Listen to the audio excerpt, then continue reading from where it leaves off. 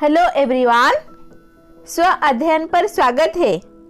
आज हम कक्षा 7वीं बाल महाभारत कथा के पाठ्य विषय इंद्रप्रस्थ पाठ के प्रश्नोत्तर अध्ययन करेंगे।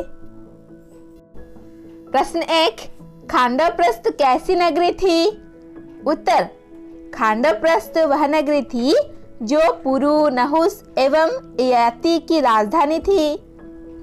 प्रश्न 2, बाद में खांडवप्रस्थ का नाम क्या रखा गया? उत्तर, बाद में खांडवप्रस्थ का नाम इंद्रप्रस्थ रखा गया। प्रश्न 3, इंद्रप्रस्थ में द्रौपदी और माता कुंती के साथ पांचों पांडव ने कितने वर्ष तक राज्य किया? उत्तर, इंद्रप्रस्थ में द्रौपदी और माता कुंती के साथ पांचों पांडव ने 23 वर्ष तक राज्य किया। प्रश्न 4, राज्याभिषेक के उपरांत युधिष्ठिर को आशीर्वाद देते हुए धृतराष्ट्र ने क्या कहा?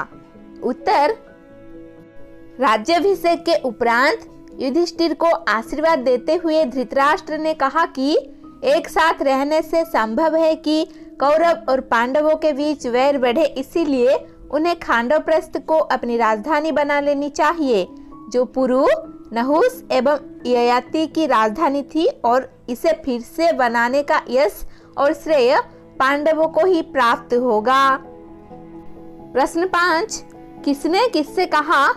देवी, आप निश्चिंत रहें, आपके बेटों का कोई कुछ नहीं बिगाड़ सकेगा। उत्तर, विदुर ने कुंती से कहा। अब हम कुछ और प्रश्नोत्तर अध्ययन करेंगे। प्रश्न 1, पांडवों की कुशलता जानकर दुर्योधन ईर्ष्या की आग में क्यों जलने लगा?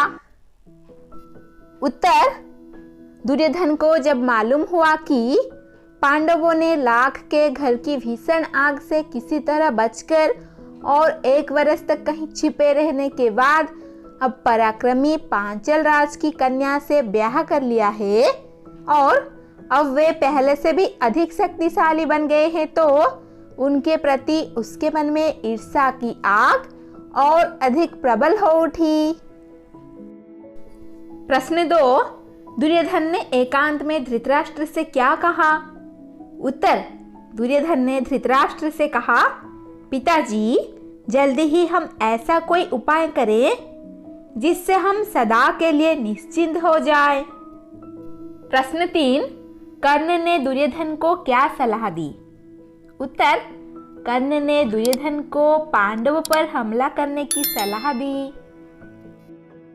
प्रश्न 4, कर्ण ने दुर्योधन को पांडवों पर हमला करने की सलाह क्यों दी? उत्तर, 1 साल बाहर रहने और दुनिया देख लेने से पांडवों को काफी अनुभव प्राप्त हो चुका था। साथ ही उनके प्रति दुर्योधन का वैरभाव उनसे छिपा नहीं था, इसीलिए छल प्रपंच या आपस में फूट डालकर भी उनको हराना संभव नहीं था। राजा द्रुपद भी पांडवों के साथ थे।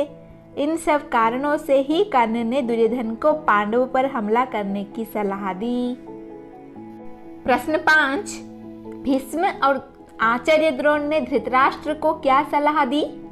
उत्तर, भीष्म और आचार्य द्रोण दोनों ने ही धृतराष्ट्र को पांडवों को आधा राज्य दे देने की सलाह दी। प्रश्न 6, कर्ण की बातों से क्रोधित द्रोणाचार्य क्या बोले? उत्तर, कर्ण की बातों से द्रोणाचार्य क्रोधित हो गरज कर बोले, दुष्ट कर्ण, तुम राजा को गलत रास्ता बता रहे हो। यह निश्चित है कि यदि राजा धृतराष्ट्र ने मेरी तथा पितामह भीष्म की सलाह न मानी और तुम जैसों की सलाह पर चले तो फिर कौरवों का नाश होने वाला है। प्रश्न 7, धृतराष्ट्र ने पांडवों को द्रौपदी तथा कुंती सहित लिवा लाने के लिए किसे और कहाँ भेजा? उत्तर, धृतराष्ट्र ने पांडवों को द्रौपदी तथा कुंती सहित लिवा लाने के लिए विदुर को पांचाल देश भेजा। प्रश्न 8, किसने किससे कहा?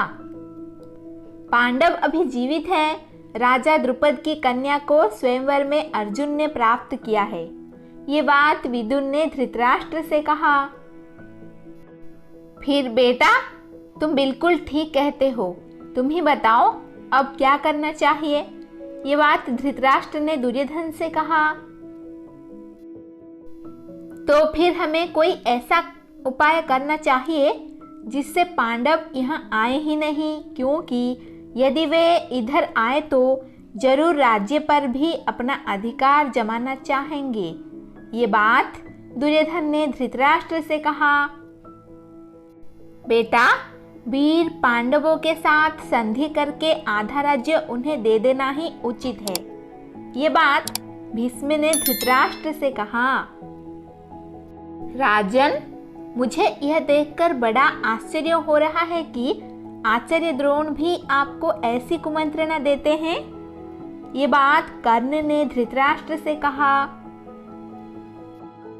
हमारे कुल के नायक भीष्म तथा आचार्य द्रोण ने जो बताया है वही श्रेयस्कर है। ये बात विदुर ने धृतराष्ट्र से कहा। आज हमने इंद्रप्रस्थ पाठ के प्रश्नोत्तर अध्ययन किया। धन्यवाद। ऐसे ही वीडियोस देखने के लिए चैनल को सब्सक्राइब कीजिए और नोटिफिकेशन पाने के लिए बेल आइकन को दबा दीजिए।